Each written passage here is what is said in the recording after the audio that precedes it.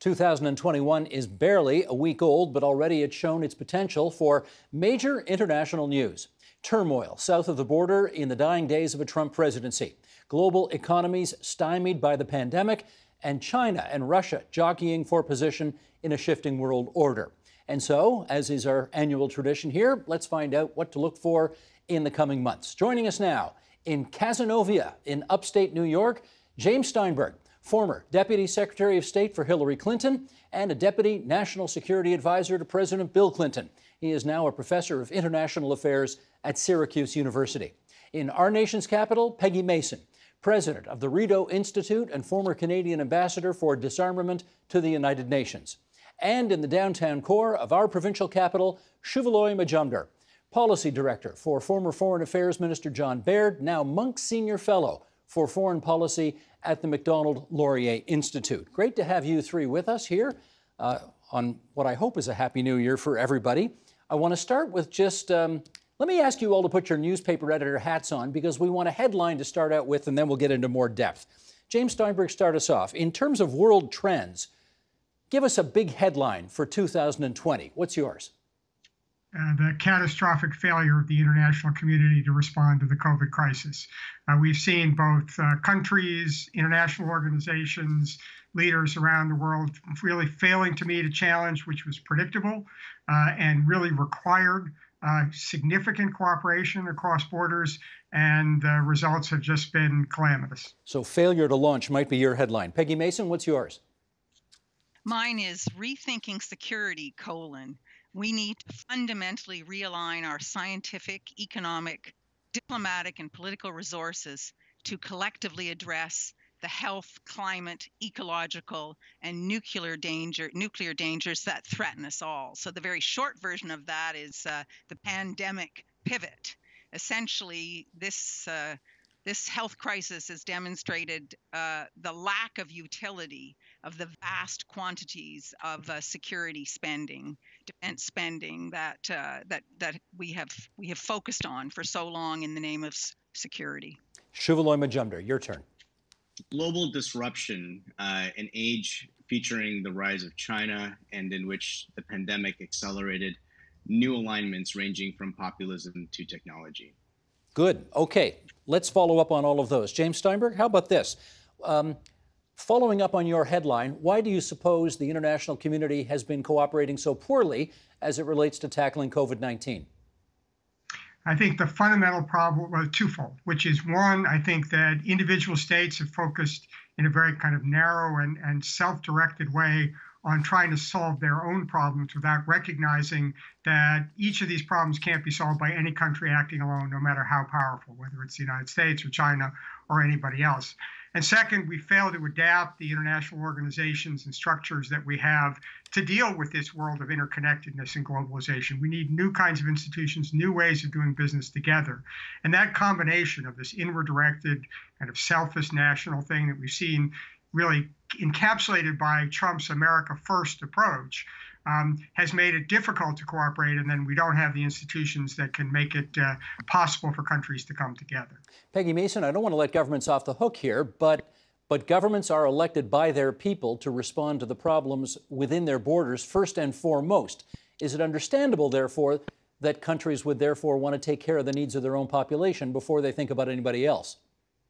Well, actually, I would beg to differ a little bit about the international response. I mean, I'm looking at Canada in particular, but I would say that Canada was very active from the outset in supporting the United Nations and the World Health Organization in helping to set up and fund. I mean, we've given $865 million to date to fund mechanisms for helping developing countries to gain equitable access to equipment, tests, treatment, and now vaccines.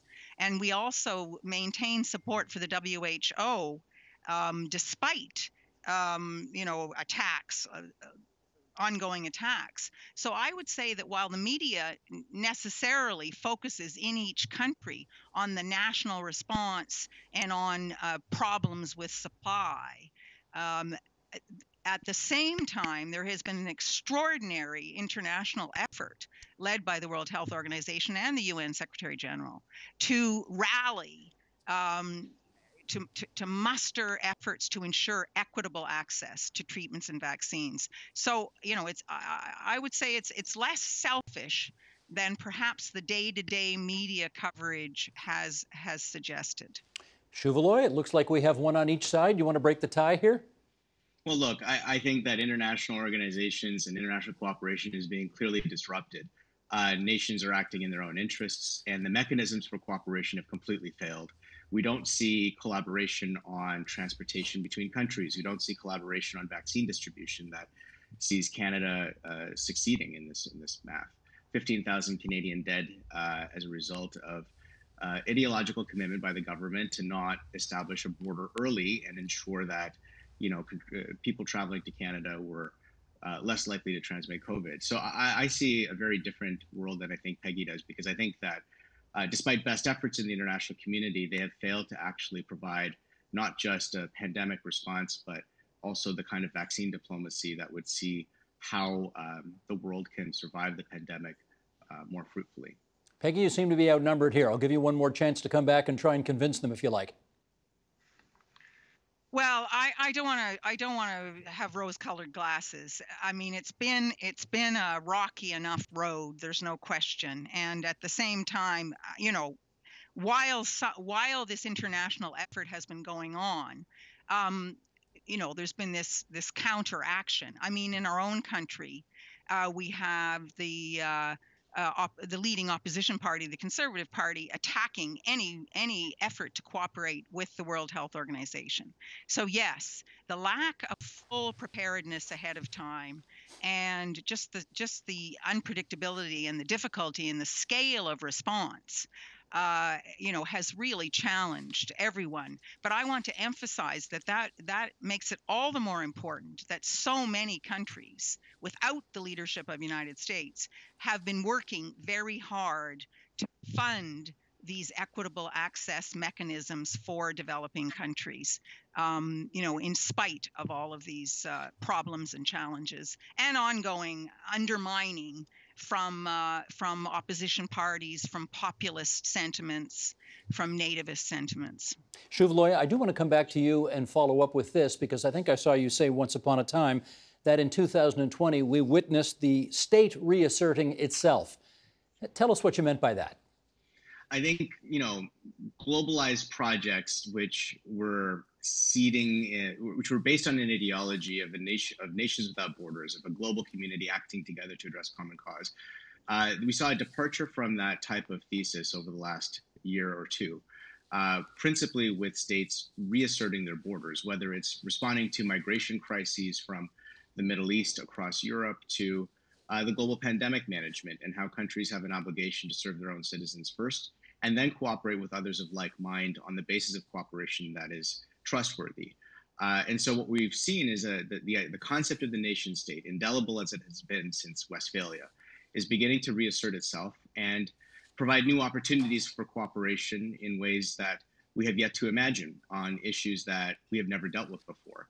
And I think that's not necessarily a bad thing. I see the rise of populism has good aspects and bad aspects, and a lot of the good aspects of it is a reassertion of the nation state and the international order.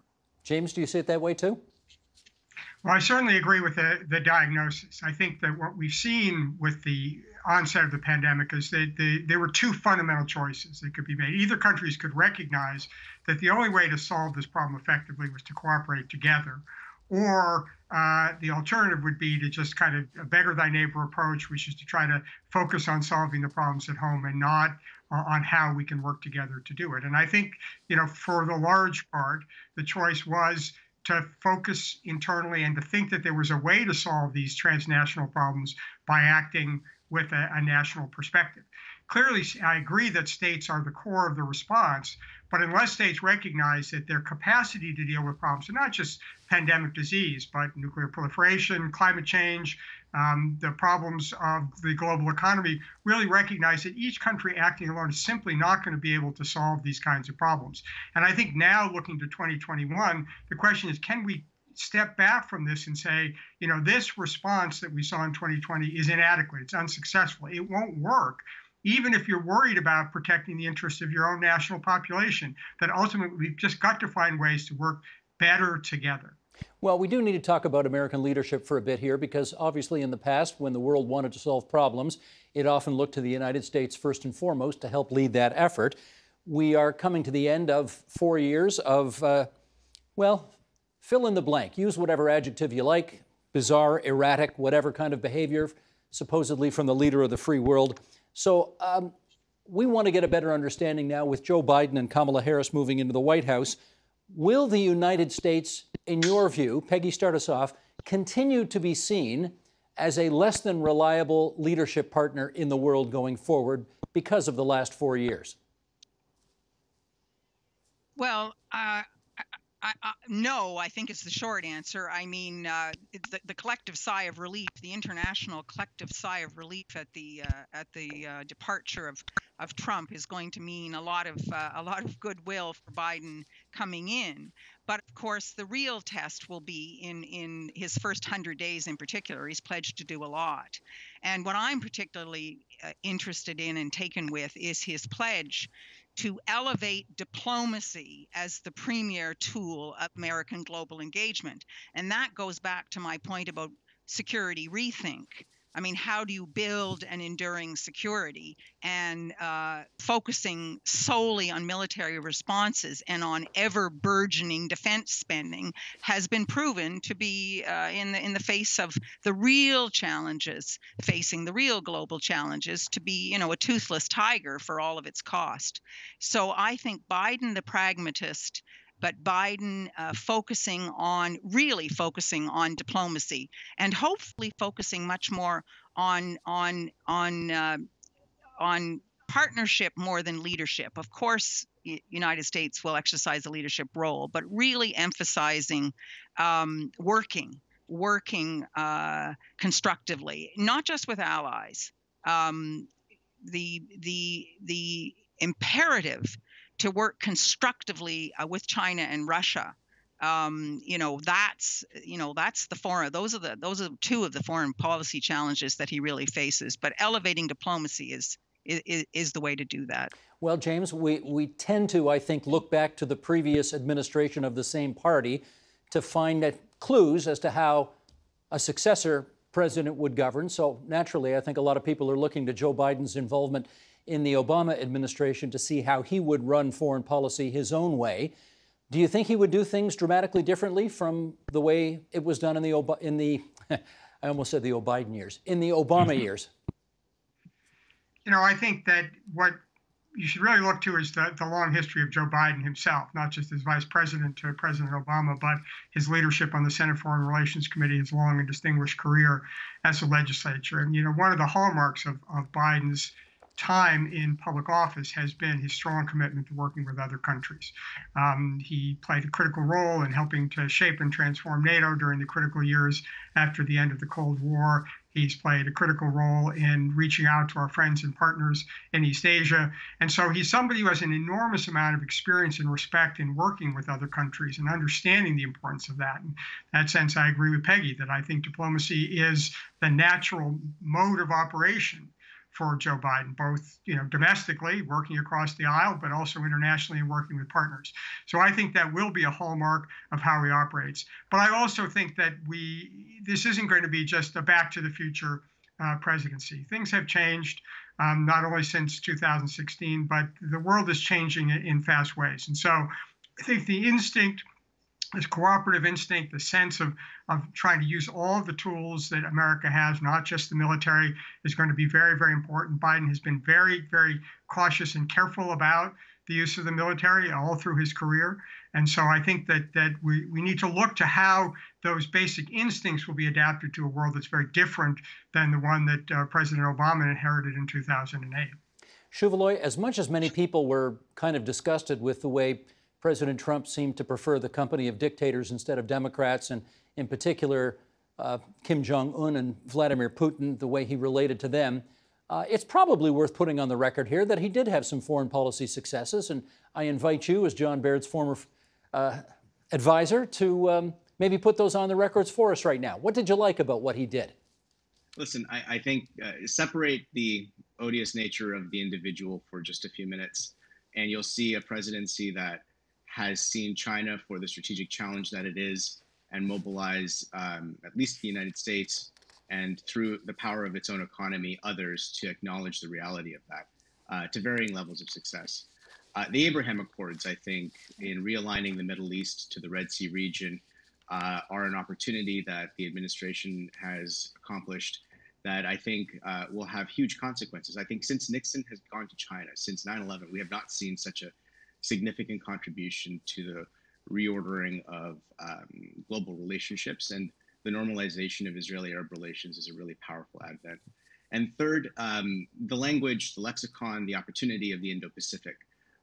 Beyond a response to China's belligerence, I think the American administration, acting with a united bipartisan Congress, has seen the Indo-Pacific region as a center of gravity for global growth for the age to come, and is beginning to assemble the kind of security, diplomatic, and economic relationships which I think will advantage the rest of us for a long time to come. So these are all opportunities.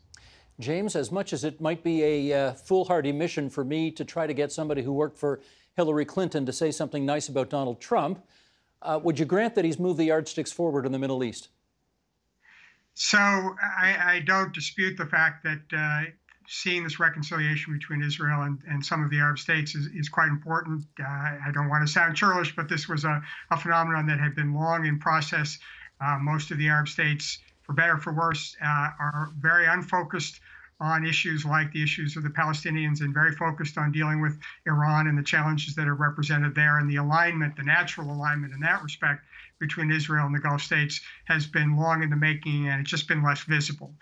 Similarly, with respect to the Indo-Pacific, I mean, this is an initiative that began with President Obama with the pivot to Asia. It's something that I certainly support and agree with, and I think it is important for the United States to continue to focus on that. But what we see in the Trump administration was a rhetoric about the Indo-Pacific and then a treatment of our friends and allies there that was basically indifferent to their interests, whether it was dealing with Japan or South Korea. We didn't see a president who understood that in order to make the United States successful in the Indo-Pacific, to deal with the challenge of China, that we had to build stronger ties with our allies, not try to bully them or try to achieve short-term, narrow national interests. Okay, Peggy, start us off here on some discussion about what we might call the Canadian way of relating to the rest of the world. Canadians, have a long history of contributing to international affairs. Having said that, to the extent that we have any influence at all on the world stage right now, and we can discuss how much or how little we actually do have, did our influence grow or recede in this past year? That's a tough one. I would say that given the role, well, first off, we cannot overstate the importance of Canadian rhetoric in support of multilateralism, the UN, and global solutions to global problems at a time when this was under such attack from the US administration. So that, although I, as a foreign policy person in Canada, have often criticized the government for the gap between its rhetoric and its actions, that support, that rhetorical support for multilateralism has been extremely important. And we followed that up concretely, as I mentioned earlier, with our pandemic diplomacy. And so I would say that and also now it will be understood that one of the more traditional roles that Canada plays is working very hard to support constructive American engagement. For example, constructive American engagement will be seen, the international community will see that we will be playing that role again. So I would say, on balance, over the last year, it has in fact risen, despite our loss at the UN Security Council campaign, which is a whole other issue, which basically had to do with coming in very late and choosing two of the most popular like-minded countries you could imagine to run against. Well, let me set up this next question to Shuvaloy by saying that normally at this time of year, we have engaged the services of Matthew Fisher, who is, I think, or was at the time, the longest-serving foreign correspondent anywhere in Canada. but he's running for office right now, so it would be unfair to put him in the spotlight right now, unfair to his competitors, that is. So all that by means of saying, he has an expression which is there's no country in the world that does less and says more than Canada. And I wonder whether, Shuvaloy, do you agree with his observation? He's a friend. I'm an admirer. He's one of Canada's great war correspondents. With all due respect to his opponents, I have a lot of time for Matthew Fisher. There is a purpose behind rhetoric. I mean, I always measure rhetoric with the number of times it's repeated, where it's repeated, and how much money is attached to it. And when you see Canadian rhetoric, you can tell that it's principally domestically focused because it has not resulted materially in any objective influence on any critical issue of 2020. In fact, across the spate of issues that Canadians and our country has had to deal with a disruptive Washington, with the advent of China weaponizing commerce and being opaque about its own participation in the pandemic, we've seen that the rhetoric has been torqued up to domestic audiences and diminished Canada's role globally. And I think that, you know, a real rethink around how Canadians advance the security interests, the economic interests, and our values around the world is absolutely necessary from all quarters of political life. It is absolutely essential in a disrupted world for Canadians to think independently about itself, about its traditional partnerships, and about the new opportunities before us. James, I don't want the fact that thousands of Canadians are watching this right now to encourage you to ingratiate yourself with them. Give it to us straight. Canada on the world stage, at all relevant? What role do we play, etc.? I do think relevant. And on this one, I side a bit more on Peggy's side. You know, I think the voice is important. I can't judge how it plays domestically in Canada, but I think that when Canada speaks, certainly in the United States, I think there are a lot of people who have a lot of respect for that, who see Canada as a country that shares a lot of interest with us. And when it speaks to the need for international cooperation, to strengthen international organizations for that kind of constructive engagement, I think that reinforces those in the United States who share that sentiment. I think it's really critical going forward that Canada, which historically played a large role in U.S. policy focused more towards Europe than the Pacific, play a more active role in this Pacific arena. I think that there are enough trans-Pacific institutions that Canada is involved in, economic, political, security, for Canada to become a voice in creating this new community of the Indo-Pacific. And I think that's a real opportunity for Canada to go forward, to talk about how dealing with the challenges of China, dealing with the problems of transnational issues like nuclear proliferation and North Korea and the like, that we need strong cooperation among like-minded countries. And Canada's voice for doing that, I think, has been important in the past and will be even more important in the future. All right, let's get to China, since it's been mentioned numerous times. And clearly one of the key questions in the world today is an emboldened China a threat to our way of life? Shuvaloy, start us off on that. What's your view? I have to reject the idea that China is interested in cooperating with us. And when I say China, I mean principally the Communist Party in charge of it, not the people.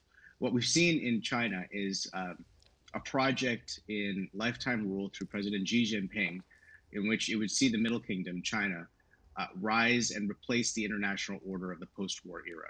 I think that what Beijing sees when it looks around the world is a collection of half hegemonies that feed its own political, military, and economic growth, and that it sees itself in a position to build a new system to rival that of the West. Until Ottawa and other capitals make that decision, and I say this with great concern about Europe as well with their new deal with China, that until Western capitals, democratic capitals, understand that this is a genuine threat to the international system, to the way of life that we've worked so hard to fashion and forge, that until that cooperation, until the understanding of that is accomplished, then the cooperation will be limited. And so I think that China has replaced Russia as the West's principal rival. In many ways, it's turned Russia into a gas station supplying its own energy interests, and that we need to be very lucid and very clear about the threats that China poses to the world order. Peggy, rival or enemy? Rival, absolutely. And I think that it's time to really call out this conflation of Chinese internal authoritarianism with external aggression.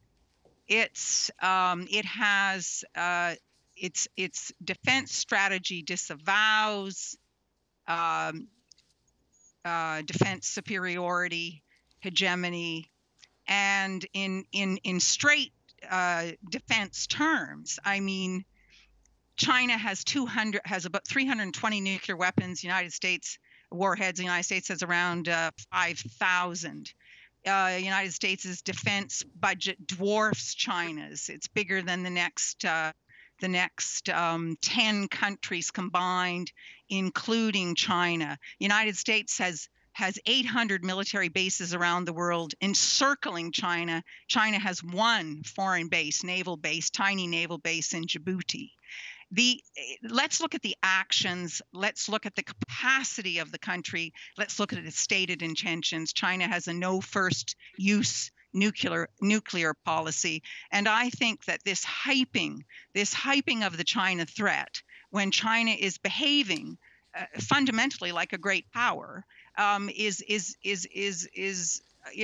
the interests of the defense lobby, but ill serves a globe where engagement on climate change and on health, to name two, and there has been good cooperation on health in spite of all the hype, are global imperatives.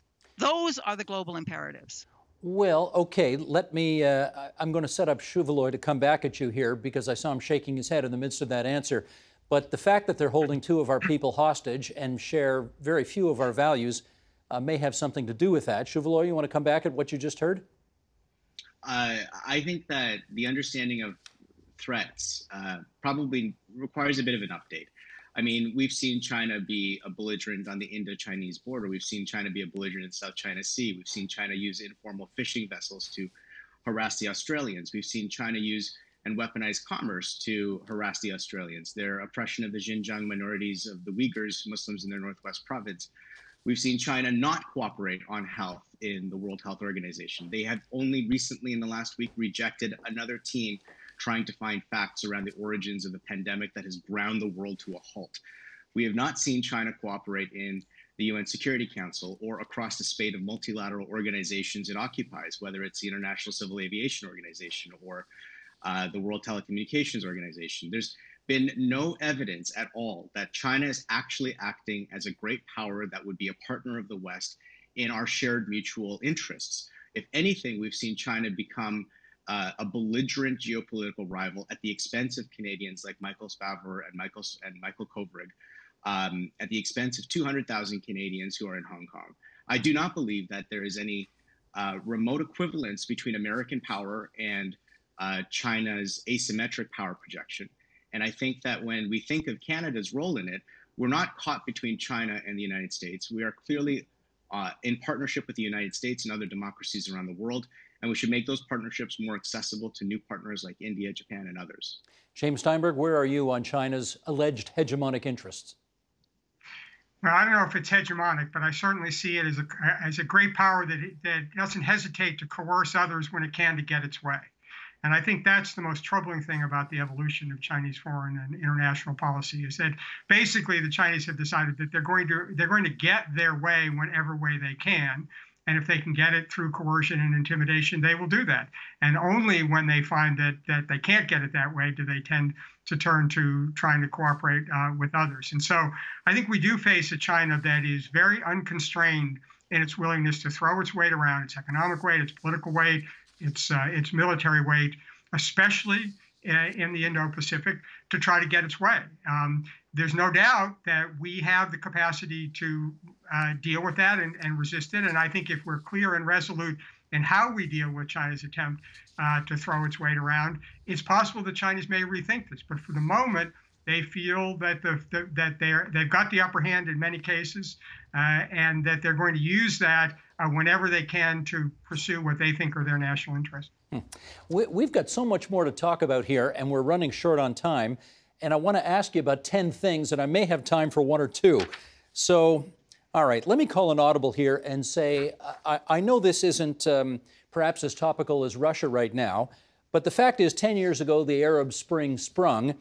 And as we look a decade later, it looks as if only Tunisia is the country that is really snuggling up to democracy, whereas Syria and Libya are in ruins, and so much of the Arab world has had its heart broken at the loss of potential that they saw it coming. Shuvaloy, why don't you start us off there? Why did the Arab Spring fail so badly?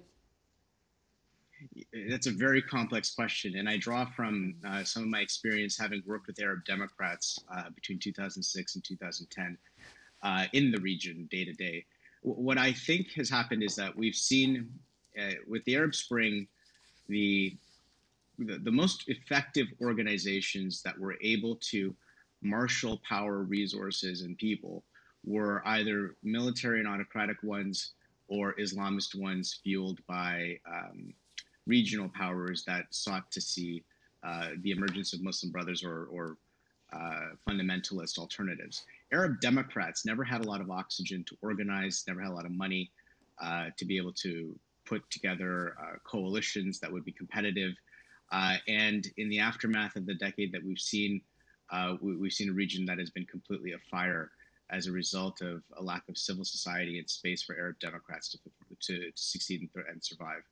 What we are starting to see today, though, is the emergence of countries in the region that are determined to pursue modernity, perhaps through an autocratic model, and countries in the region that are more dedicated to being medieval in their mindset.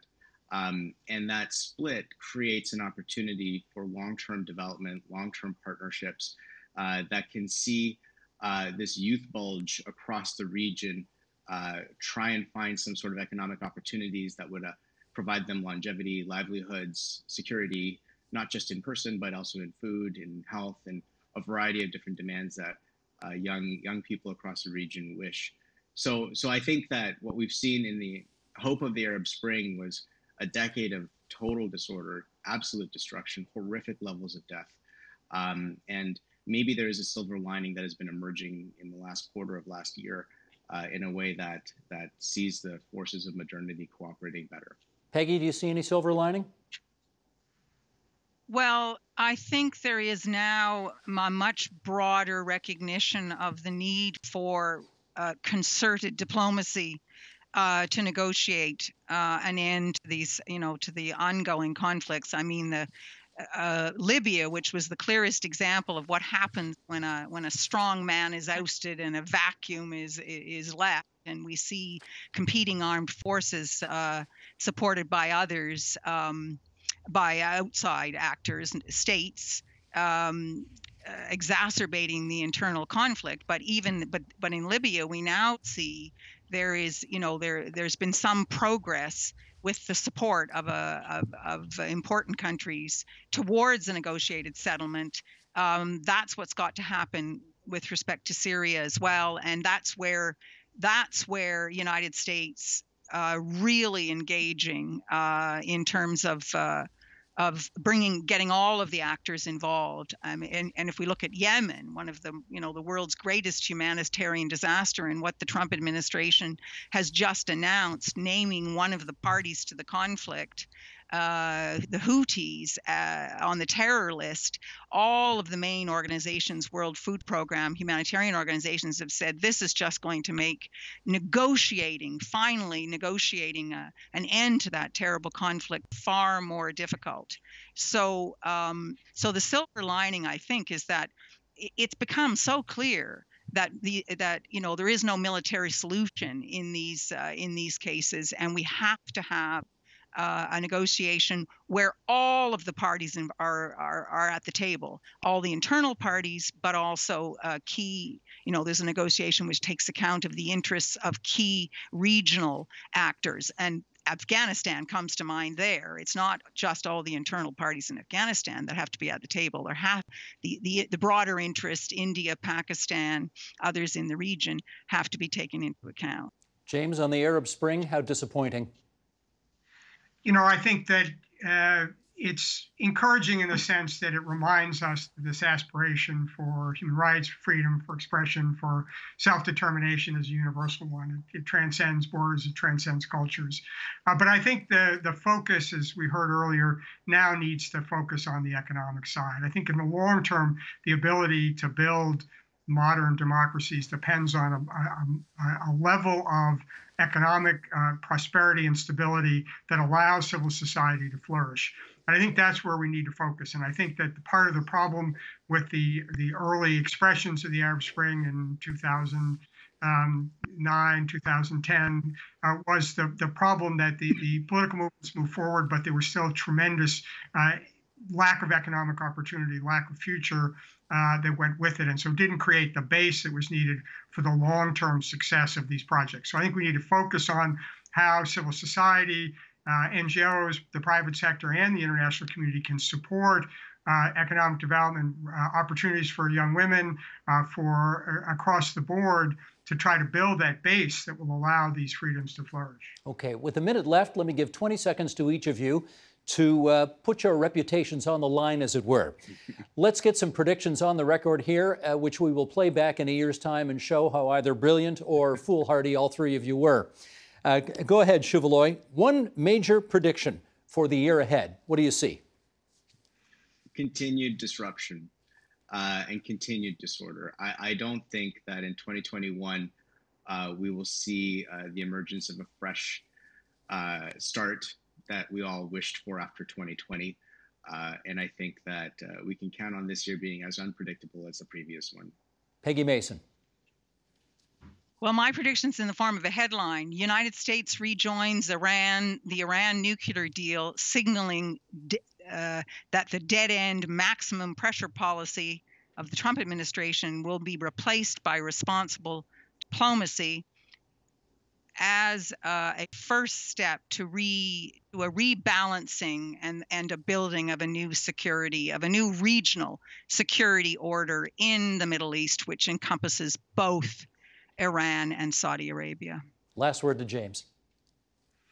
A re-energization of the movement to deal with the problem of climate. I think with the United States rejoining the Paris Agreement and a real concerted effort with some strong leadership from the president and former Senator Kerry, that the United States begins to find new ways to take advantage of the insights we got from COVID and the changing structure of our economy to really begin to get the world back focused on what is the preeminent challenge of our time. James Steinberg from Syracuse University, Peggy Mason from the Rideau Institute on International Affairs, Shuvaloy Majumdar, Macdonald Laurier Institute. Really good of all three of you to join us on TVO tonight. The best of the new year, and let's hope all of your optimistic predictions come true. Happy New Year. Thank you. The Agenda with Steve Paikin is brought to you by the Chartered Professional Accountants of Ontario. CPA Ontario is a regulator, an educator, a thought leader, and an advocate. We protect the public. We advance our profession. We guide our CPAs. We are CPA Ontario. And by viewers like you. Thank you.